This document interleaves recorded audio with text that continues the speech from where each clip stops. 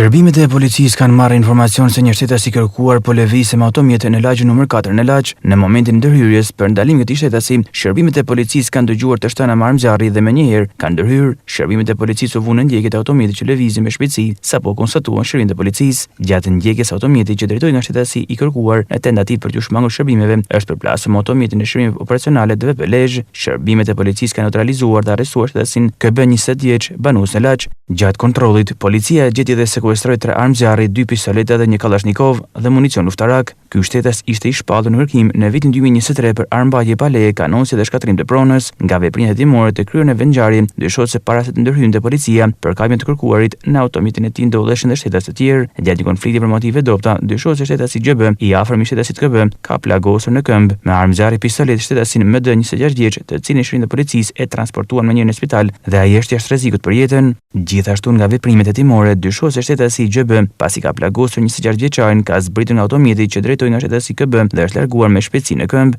Shërbimet e policisë gjatë operacionit koduar hijet kanë kapur dhe kanë shoqëruar shtetasin GB dhe në drejtimin e prokurorisë vijnë veprimet për dokumentimin e rrethantë të rastit. Në përfundim të veprimeve do të ketë informacion të plotë në lidhje me rastin, bëhet me dije në njoftimin e policisë.